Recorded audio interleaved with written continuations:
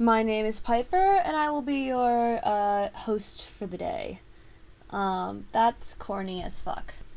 Probably not supposed to swear this early into a video. Okay, I am back, and today I have some more D&D horror stories, and they're quite long, so let's get right on into it. Problem player takes advantage of inexperienced DM and ruins everyone's time. Okay. I'm not exactly sure how I feel about this story, and despite how negatively the outcomes have affected me on the long run, I myself made a lot of mistakes, and I admit to all of them. But I still feel like I was exploited of my weaknesses and vulnerabilities for the sake of anonymity. For the sake of anonymity, I changed the names of the people partaking in the events.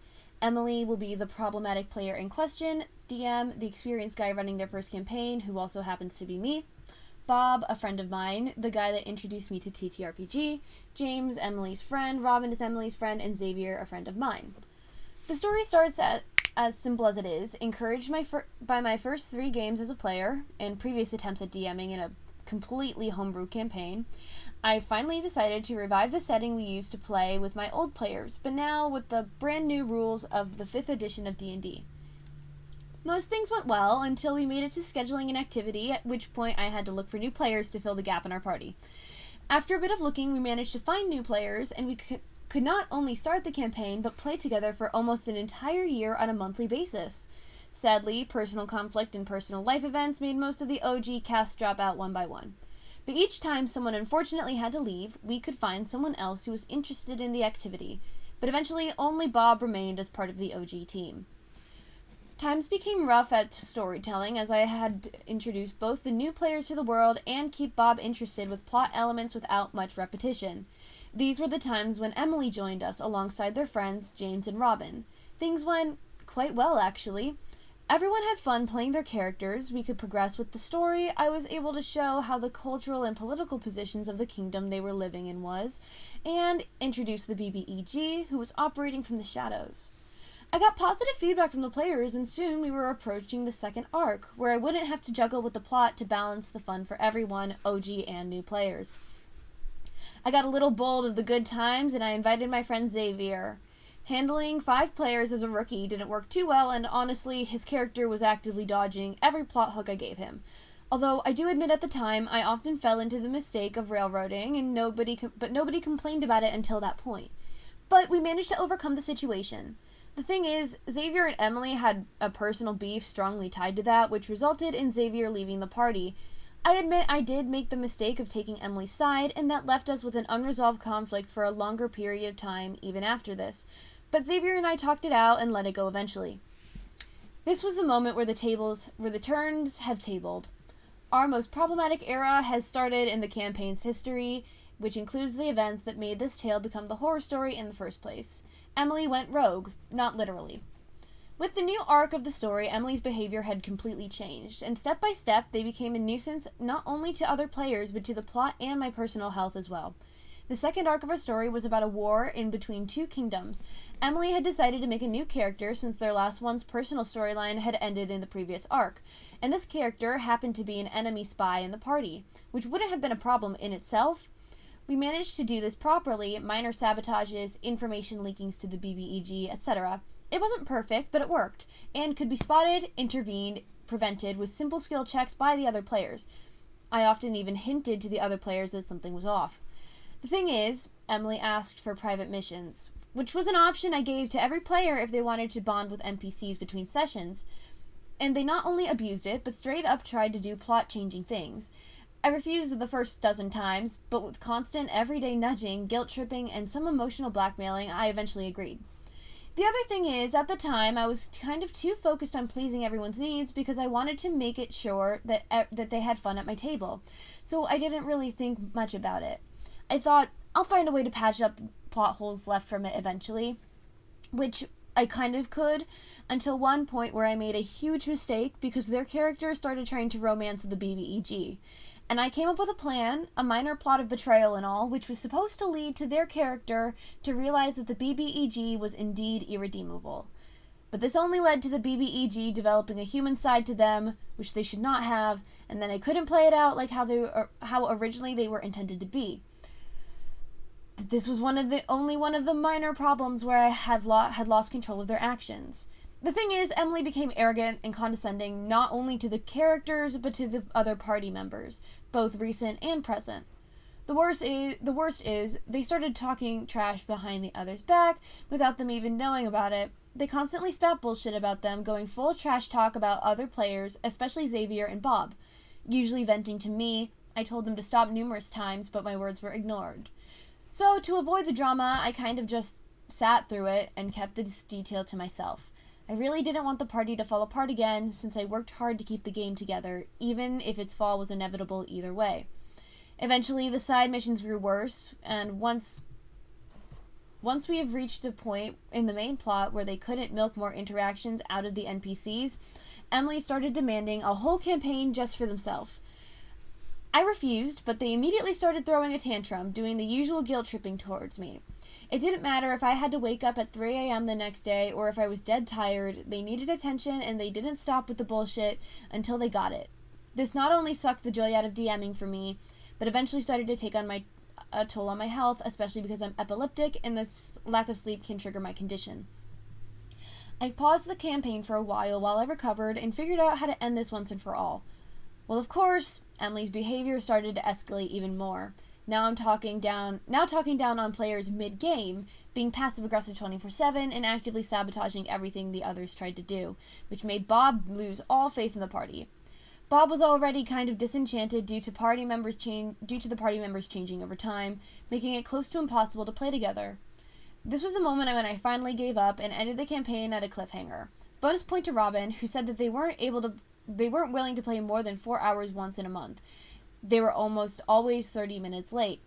Although that wasn't just sugar on the cream, I think that it pushed me over the edge as well, since I have put way too much effort into preparations and story writing. Fortunately, this didn't stop me from playing as a player and have a good experience in other groups. But if this wasn't the case, I would totally have grown to hate TTRPGs. All in all, I've learned from my mistakes, both player handling and storytelling as a rookie, and now I DM with renewed enthusiasm. Moral of the story, stand up for yourself and don't let others push you through your limits against your will. No game is worth the suffering, because no matter how hard you try to hold it together, if you let others take advantage of you, they absolutely will. Oh my god. Man, I am so sorry, DM, that you had to go through this. Problem players absolutely suck, and this is a problem player if I have ever seen one. Main character syndrome is something that runs rampant in the problem player, variety of D&D players, and it's so crazy that,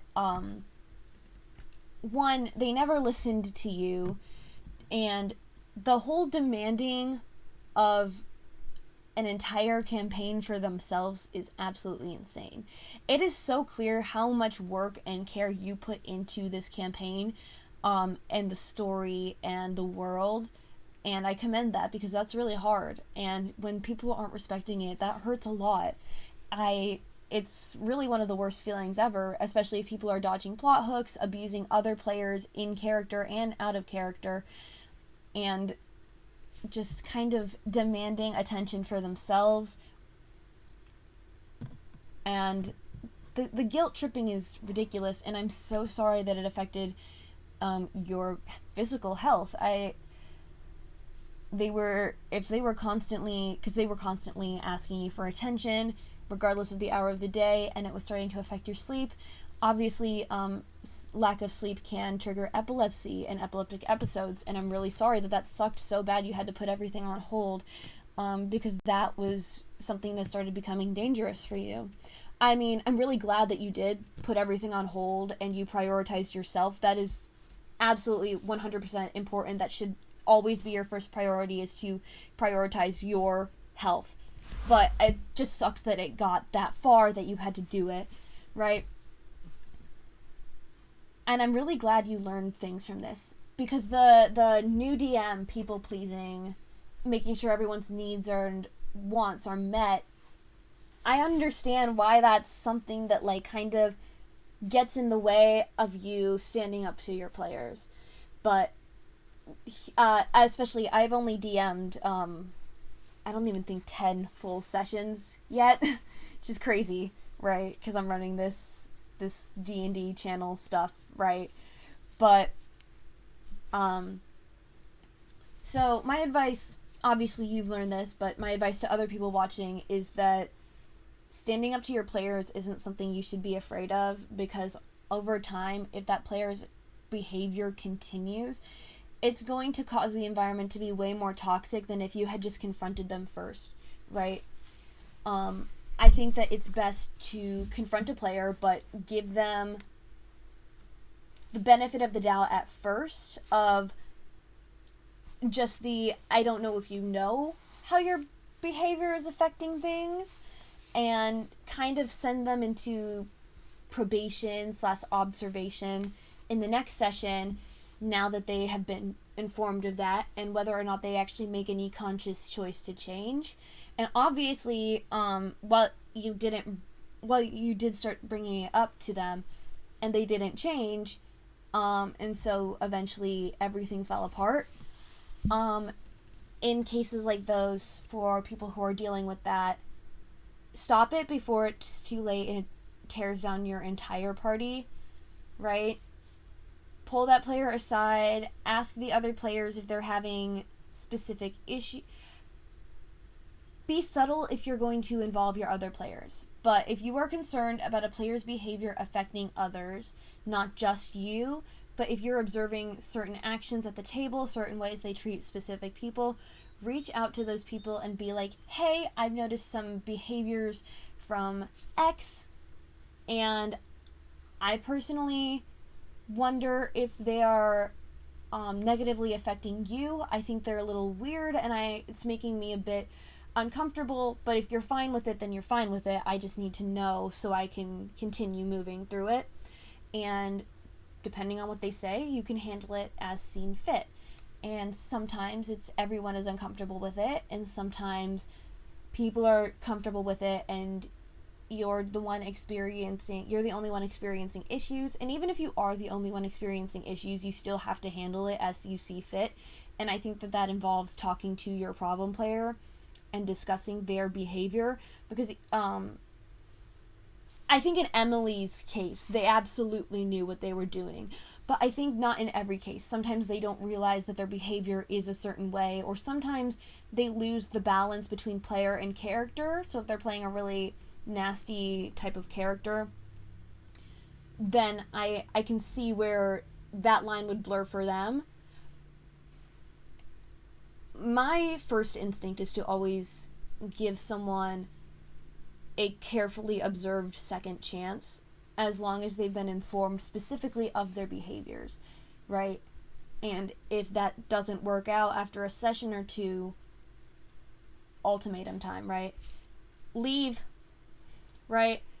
I can't have you in this game anymore.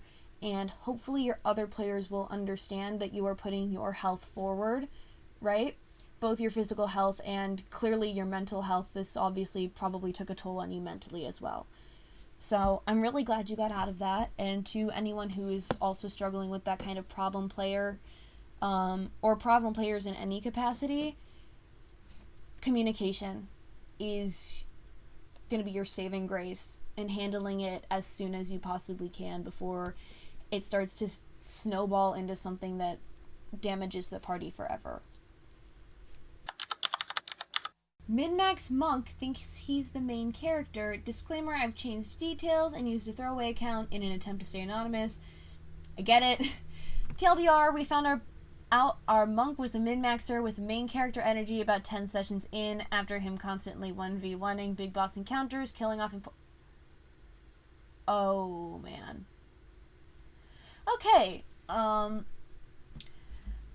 have been DMing for almost 10 years now, but I don't know every single rule of D&D because I focus more on constructing the story and allowing players to flesh out their role-playing.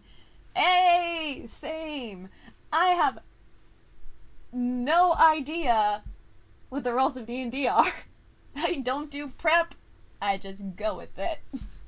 You can see me looking things up on the spot. Anyways, I do sessions that are more story and role-playing focused, and whenever there's combat, I trust the players to know their character sheets and the rules of their and the rules of their class. I sanity check the character sheet before the session, but don't spend a lot of time breaking them down mechanically. I don't have a lot of free time to devote to campaign prep, which my players know. The party understands that and has no complaints because they do a good job telling their own story. I am running one of the official D&D campaigns where I started the players at a higher level than the campaign book, since 3 of the players were amateurs and only 1 was advanced. I adjusted the encounters to match this level increase. I was also open about the type of campaign this would be, focused on story, atmosphere, and roleplay. The first few sessions went fine as players were getting to know their characters. We had a relatively balanced class party class-wise. Here's where the problem player monk came in. The party cleared the first few sessions easily because problem player would deal a huge damage and punch bosses to death within a few rounds, while the other players were putting out pretty average damage for their classes and levels.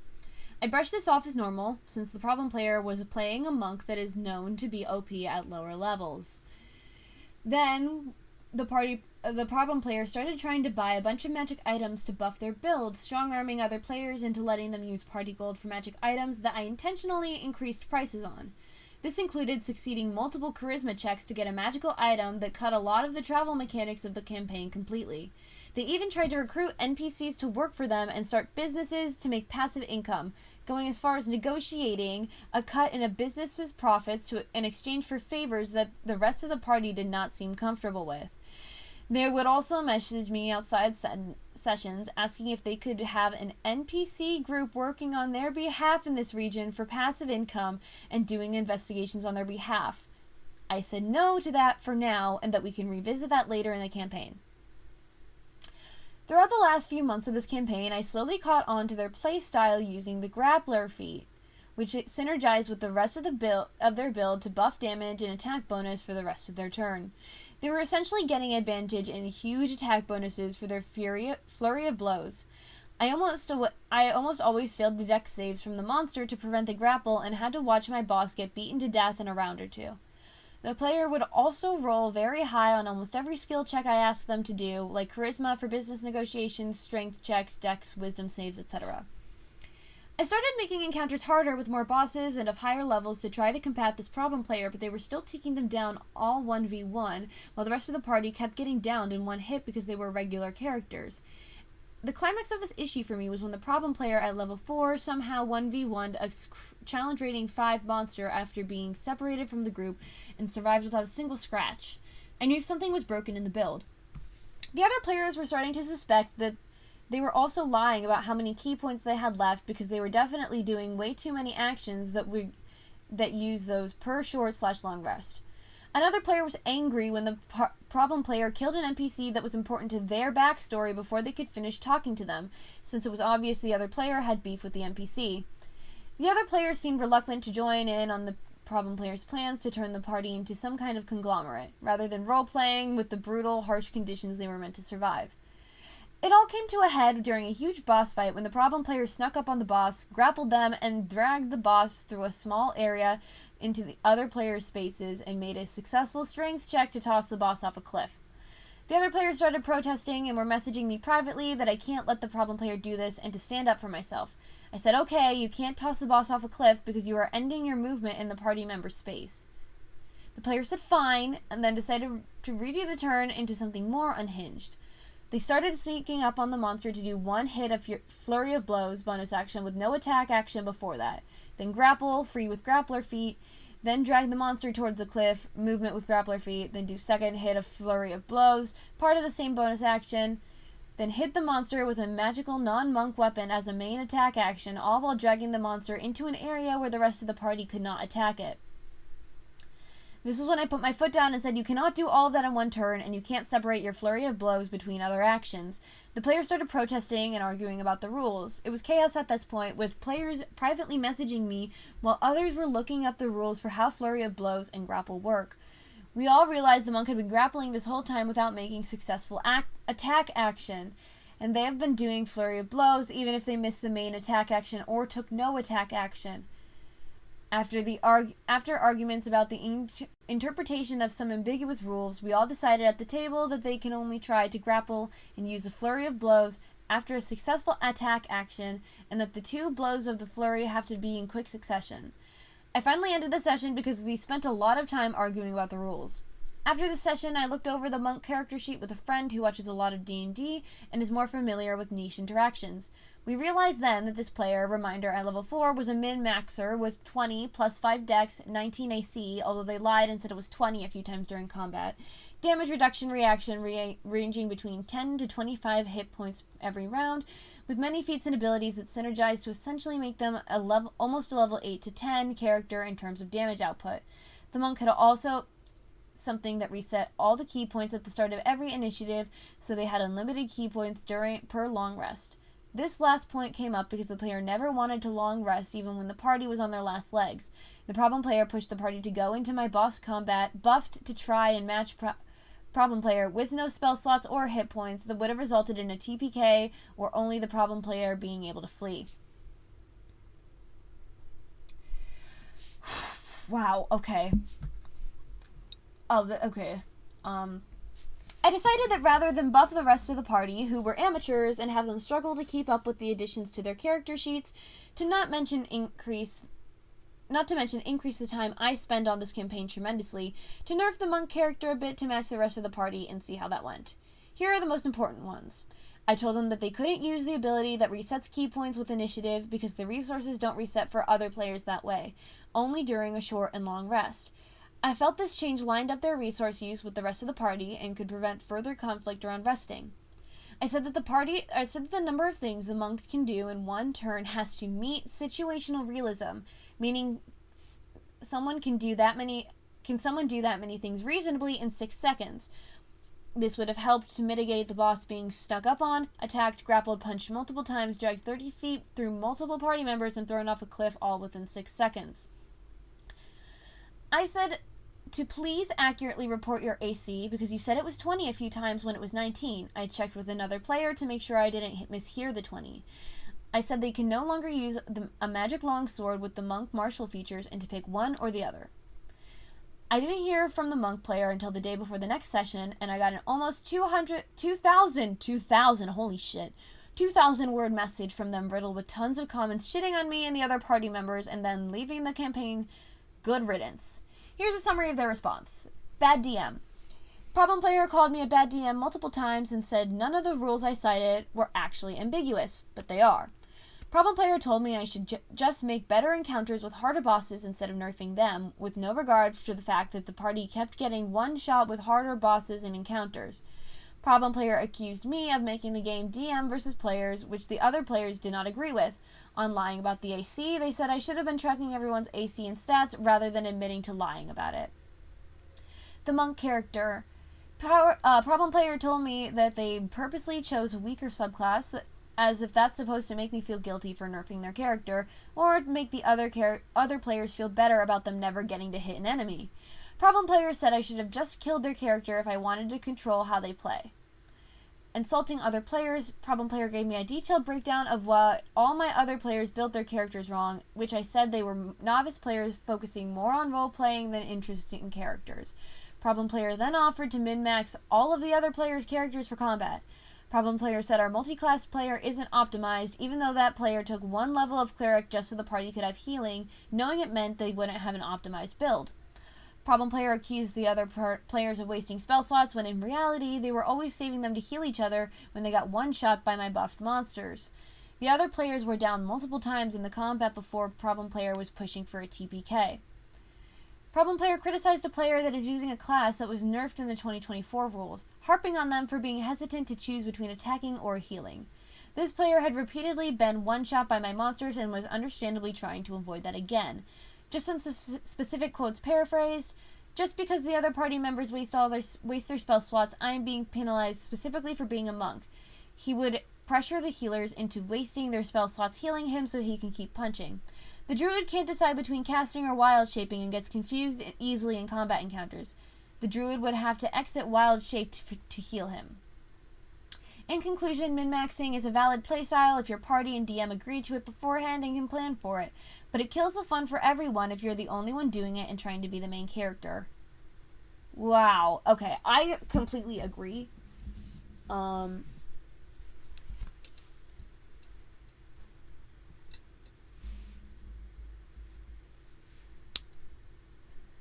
I will say that there were definitely some red flags with this character pretty early on that I wish you had picked up on.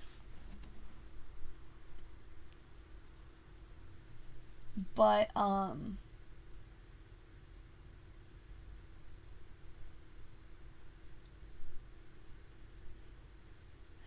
don't know a lot about how 5.5 monks work. I do know that generally monks can be a little bit broken or overpowered, but I can't confirm. I've never played with one before. Obviously, you've been DMing for a long time, and I think some of the problems could have been avoided easier. Again, so many of these issues just kind of boil down to communication problems, which is unfortunate but true, right?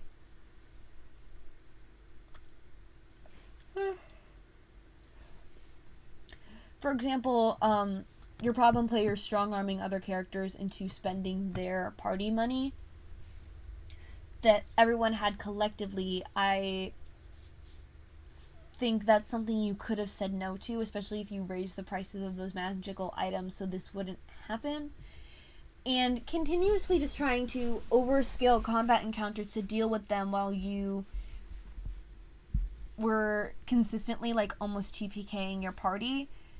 I really think that this should have been handled. And I know you said that you don't have a lot of time, but you did say that you looked over the character sheets every so often. Obviously, I think there are some things that, like, because you don't have a lot of time to spend prepping the campaign, that you obviously probably missed, but in-game things with them strong-arming people or, what was it? Making the problem, like, trying to turn it into a conglomerate. They sound like some sort of weird, like, finance bro. Like, they're constantly trying to, like, start, like, businesses. Which is fascinating. But, like, obviously if your DM says no, then you just need to stop. Also, the killing another character's backstory NPC is bull, especially while they were talking to him. God, I'm glad they're gone. Especially if they were treating new players like that. Obviously, you were very clear about the fact that you were playing with new players who were there to roleplay and have fun and not necessarily focusing on optimizing their character builds. And min-maxing playstyle is fine if everyone can agree on it. But clearly no one agreed on it, right? And you made it, like, clear.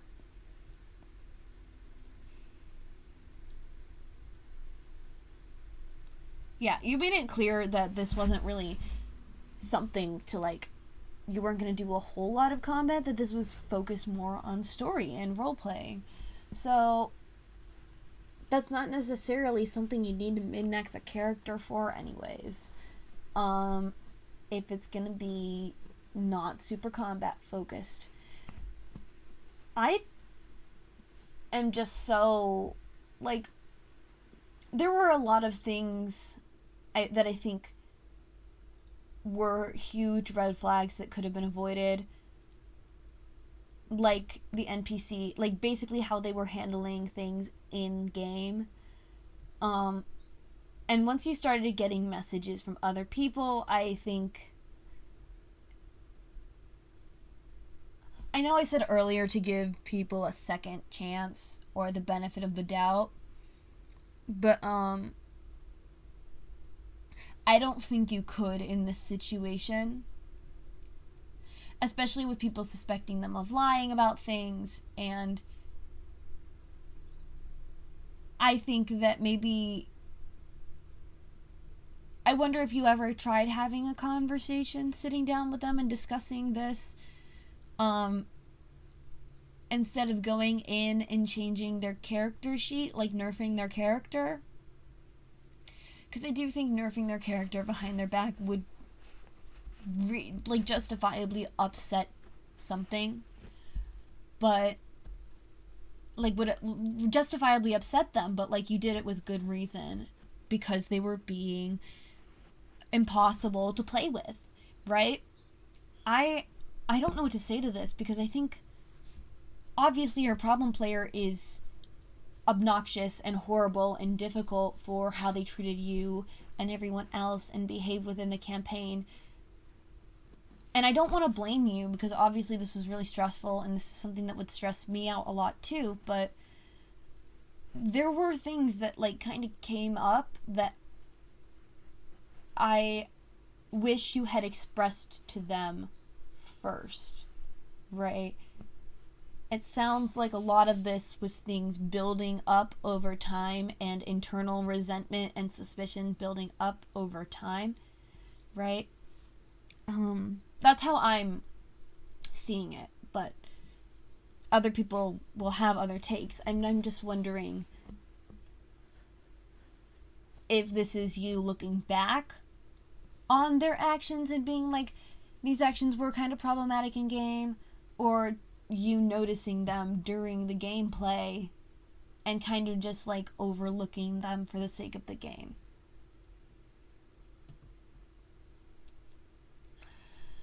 Okay, let's do one more. These are toxic player ones today. The 4 horsemen of toxic players. I'll preface by saying this isn't quite as bad as many other horror stories. It's more just a rant about my past dysfunctional D&D group more than a formal story. Get it. Totally understand. I just finished my first campaign running the adventure that comes with the D&D starter kit. I can't remember what it's called right now, and considering it was all of our first times playing D&D, it wasn't as bad as it could have been. Congrats! We made a lot of mistakes, but we also learned a lot. After that, I decided to run Horde of the Dragon Queen Rise of Tiamat campaign. At this time, we got a new player, making it me, my brother's friend, and my friend. That campaign, we became 4 horsemen of toxic players, a D&D group held together by social obligation and rare redeeming moments. For privacy, I will exclude names. War. Constant conflict between him and the others. My brother's friend seemed very interested in winning D&D, and he took full advantage of my newbie DM status. He'd try things such as infinite money glitches, and when I tried to shut them down, he'd just argue and wouldn't let it go, so I just caved and let him get away with it. He insisted I let him use his gold to buy simple magic items, and when I tried to say no, he'd say, "It's not game-breaking, it doesn't even do anything that good," and I was a pushover and let him have some of these items, which he found game-breaking uses for. Lesson learned there. He'd refuse to be part of the group, would try to hog loot for himself, and would do things simply on account of, it's what my character would do. His character was so broken, it made balancing combat encounters that were challenging enough for him and survivable by the rest of the group impossible.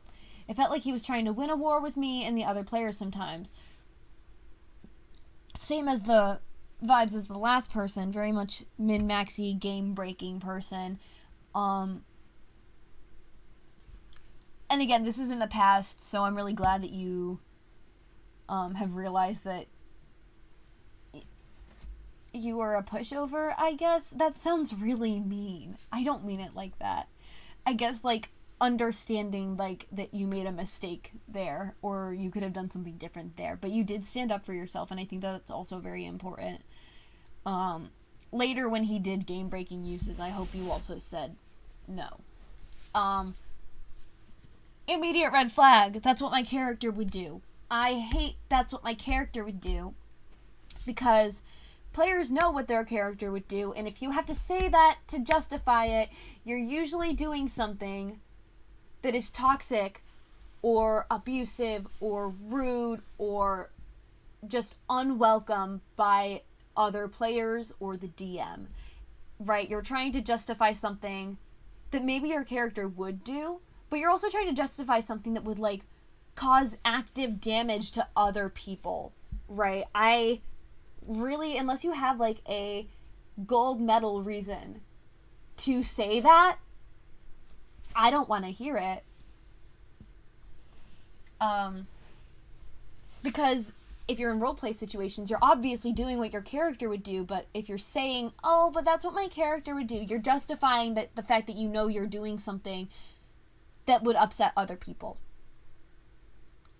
If you were going to say, that's what my character would do, we gotta have a conversation. And, like, not like a, you're in trouble, we gotta have a conversation, just a, we need to talk about how this is gonna affect everyone and mitigate things, right? Especially if you go and you apologize to the person you're affecting later.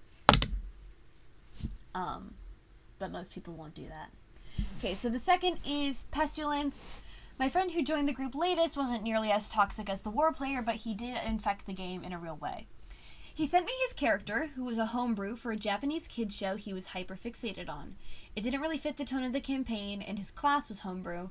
Looking back now, I would have told him he'd have to adapt to the character concept a bit, so the contrast between character and world wasn't jarring. And had him play a homebrew subclass instead of a full-blown class whose power levels I had no grasp on. He also had some main character syndrome. The homebrew class was a tiny bit too powerful early on, and when others were upset with this, he just said the character's whole point is that he's supposed to be overpowered. It didn't scale well, though, and his power fantasy was later put to an end as he fell behind. Our final session in the campaign was meant to be level 15, so characters, but he asked if his character could be level 20. I decided having a team of level 20 players for the final confrontation would be fun, so I said all our characters could be level 20, to which he insisted he should be the only level 20 because his character is supposed to be overpowered. He infected the game with something that didn't fit, and tried to make the campaign about him. He was fun to roleplay with, and his toxic behaviors were fewer and further between, though, so I preferred him to the war player at least. Again, yeah, I'm glad you realized this in hindsight. I think this is just a really annoying person, and definitely not as toxic as the war player, but the whole overpowered thing in D&D, especially if you're playing, like, a group, right? Really annoying, and I can see where this would be difficult. I hope you guys are still friends, and that, like, you're still able to play D&D together, just maybe with more healthy communication, right? Having character builds built based on shows or books or games isn't uncommon, right? But because having some of them built on certain characters can make them inherently way too powerful. And so when you're doing that, you really do have to have a conversation about how to balance that. I really hate the pick me of I have to be the only level 20. Again, moral of the story, guys, it's communication. But no, he was definitely not nearly as toxic, and it sounded like he was also being kind of bulldozed by your war player. Okay, next is famine. By far the least toxic is my brother. The problem is that my brother's friend was always over to hang out with my brother on D&D days, so he wrote my brother into playing D&D. My brother doesn't care much for the game, he was just a good sport. If my brother's friend didn't come over, my brother wouldn't have stayed with the group, and my friend and I would have to find a new group, something I possibly could have done, but was too worried I couldn't figure out. Generally, he was a net neutral force not invested in the game, but not creating drama like the others. My brother, the real MVP for sure. Since he wasn't invested, though, he brought about a famine, starving himself of energy and starving us of the much-needed push to join new groups because he kept us locked in through perceived social obligations. I get it. I understand the I have to do this because it's socially acceptable. I do think, though, that it is possible to play in multiple groups at the same time. It's hard. it's difficult, it's stressful, and I don't know if you would have been able to accommodate for it, like schedule wise or whatever. But putting a game on top of that would have been another option. I think, like, just playing in a second game while this game kind of seemed to peter its way out. And the last one, death. The whole campaign and group was in shambles, and as the dungeon master, I should have spent more time addressing core issues in the group instead of making temporary compromises. I should have seen the destructive habits in the group and put an end to it much sooner. After some point, I should have let the group die if things didn't resolve. Instead, I kept everything from dying, barely holding the group together.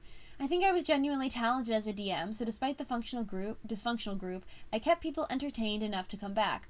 I couldn't let something die so something better could be born. Perhaps me being an enabler made me the most toxic player at the table. Thank you for listening to me ramble. I don't think you were the most toxic player at the table. I definitely think you were an enabler of some behavior, not intentionally, but you did keep making those compromises and, you know, holding on to something that just needed to be let go of. But I really don't think you were the most toxic. I would probably find you way more favorable to your war player than your war player. And maybe that's just, I find that those kind of people so unbearable. Like the overpowered main character, selfish people. I find those kind of people very much unbearable and difficult to play with, and like people I just cannot deal with. So I would much rather play with you. And I really did sound like you had a lot of fun things in mind, and obviously you're kind of a good writer. You definitely have some writing talent. I really liked the Four Horsemen analogy, actually. I really thought that made things make more sense, right? I hope this was more of a learning experience to you and it didn't turn you off of like being a dungeon master. I think a lot of these D&D horror stories most of them that we've read haven't, but these kinds of situations are the very things that could turn people off of D&D or TTRPGs for good, and that sucks a lot for those people, right? So I'm really hoping that you still dungeon master, especially since you said you felt like you were really good at it. You were able to bring people back despite the group being kind of a mess, right? So I really hope you're still playing, and I really hope that you are still trying to partake in games as a dungeon master. And I hope that things kind of improved after that, finding a new group and everything. This is already a really long video that I'm gonna have to edit. So I'm just gonna leave it here, especially because I'm really hungry. But if you liked this, maybe leave a like or subscribe. I get it if you don't, but I'll be here if you do. So yeah, that's all for now. Please keep playing D&D, even if this kind of stuff is happening to you. There's always a better group out there that is way more fit for you. So I will just leave it at that, and I will see you guys sometime in the future.